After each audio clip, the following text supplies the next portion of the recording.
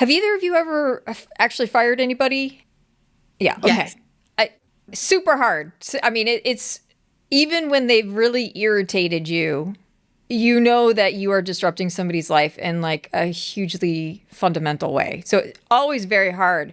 And I was thinking about it today, like we often, I think, say that we're sort of doing these brutal cuts because we're worried about like sabotage or whatever. And certainly there are people who will do that to you.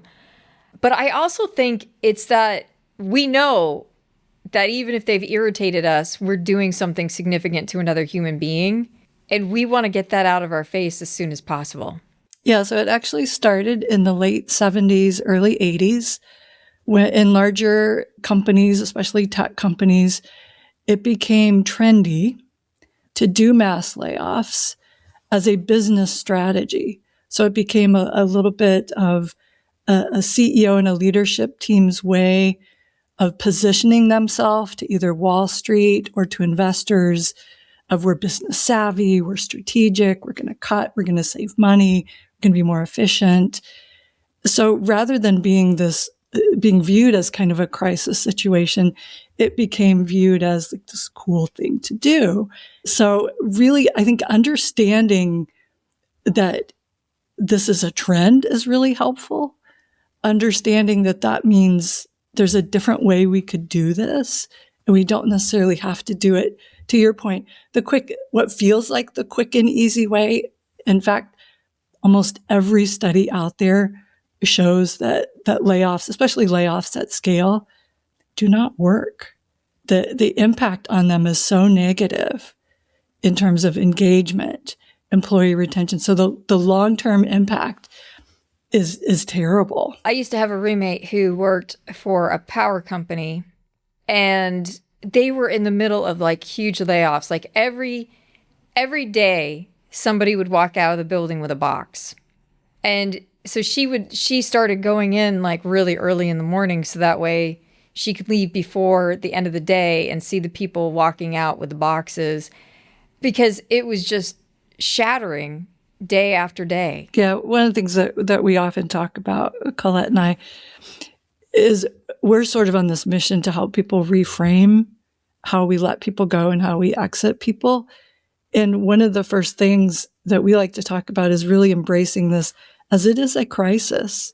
This isn't fun for anybody. This is hard on everyone, and it's impactful on everyone. And it's why it's worth doing it in a very empathetic way versus this old trendy way of, I don't know if you've heard this, but I certainly heard it many times in my career. Get them in there, 2 minutes, tell them they're gone, tell them what their benefits are, get them out the door. You're doing them at the end try of to the do day. it in 2 minutes. Try to do it unemotionally, which doesn't work. We know that it doesn't work, and studies actually show that the larger companies who put aside money in anticipation of, like if we give people extra time, like you said, they'll sabotage, they'll delete things or they'll build a case against us. And lots of studies have been done that show actually those companies who put aside money to offset that never used that money. It actually didn't happen. And the cases of sabotage are actually quite rare. And they become even more rare if, guess what? We treat people well on the way out. That the sabotage actually occurs when people are treated really poorly. Yeah, I can totally see that. It's a justice issue, right? Like, I think especially for layoffs, because there are different types of exits. And there's the exit for cause, like, being the only person on and leaving very sick people basically out, by themselves, with nobody keeping it, right? Like that kind of thing will get you. But, there's also the layoffs, which is really a loss of job that has virtually nothing to do with your actual quality of work. It's that the company is facing a problem. And then there's like the more normal exit where you've screwed up enough to get fired, but not where it's like leaving somebody who needs help unattended, right? Like, And that indicates that you could do that differently. And so like all the cases of firing except for you screwed up so bad that you left somebody in danger, essentially, you could be doing those probably better and kinder. Yes, there are choices for sure. And I think it's exceptionally hard now because in the 80s, we weren't as into having relationships with our employees, having engagement with our employees, getting that commitment. It was the work and home lives were a lot more separated. But now you were literally told to keep them separated. Exactly. You couldn't did friendships at work weren't even encouraged. Think about that. And so now we have companies who are spending tons of resources on getting engagement from employees, building relationships with employees. And then in an instant, they sever that. And it becomes so obvious that that relationship was truly just transactional and wasn't actually caring. And so that's part of our framework for empathetic exits is that every healthy, balanced relationship has two aspects, relational and transactional. So the relational is care, respect, mutual regard.